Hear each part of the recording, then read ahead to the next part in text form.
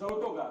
आता ह्याच्यामध्ये काय सांगितलंय की ब्लॅक बॉक्स जळला, त्यातली माहिती नाही मिळाली, बरंच काय आहे. आता हे काल परवा तुम्ही बघितलं असेल, सगळ्या तज्ञांनी सांगितलंय की 1100 डिग्री सेल्सिअसला 1 तास जर हा आगीत पडला असेल, ते सुद्धा 1100 डिग्री सेल्सिअसला, तरच कुठं ना कुठं तरी हा ब्लॅक बॉक्सला फटका बसू शकतो.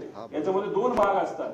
एक व्हॉइस, मागे घ्या, व्हॉइस रेकॉर्डिंग असतं, ज्याला सीडीआर म्हणतात, आणि एफडीआर असतं. एफडीआर म्हणजे जे आम्ही म्हणतोय, त्यांनी काही गोष्टी बंद केल्या, मग त्याचं ते हाईट असेल, स्पीड असेल, ह्याचा सगळा डेटा असतो, तो त्याच्यामध्ये एफडीआर मध्ये असतो.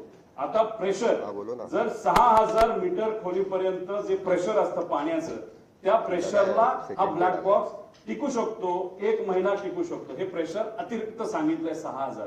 म्हणजे समुद्रात वेगळं असतं, म्हणजे कितीतरी हजार हत्ती त्याच्यावर उभे केले, एवढं प्रेशर त्याच्यामध्ये असतं. आणि आगीच्या बाबतीत मी सांगितलंय. आता आगीच्या बाबतीत लोक म्हणतील अरे असं नाही, तिथं खूप मोठा ब्लास्ट झाला. एक तुम्ही समजून घ्या, तिथं बरेचसे कागद हे न जळलेले तुम्हाला दिसले. त्याचं कारण असं, तो भपका जो स्फोटचा असतो तो काही सेकंदासाठी असतो आणि तो नंतर विझून जातो.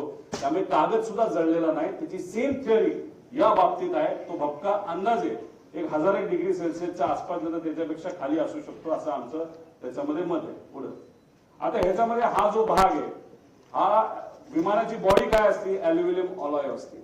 त्याचं मेल्टिंग पॉइंट किती आहे, 635 डिग्री सेल्सिअसचं मेल्टिंग पॉइंट आहे. म्हणजे अल्युमिनियम बॉडी, विमानाची जी बॉडी आहे ती 650 डिग्री सेल्सिअसला ती वितळून जाते.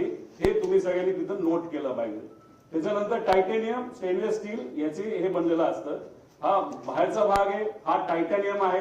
हा किती डिग्रीला मेल्ट होतो, 1670 डिग्रीला मेल्ट होतो. त्यानंतर हे थर्मल इन्सुलेशन आहे.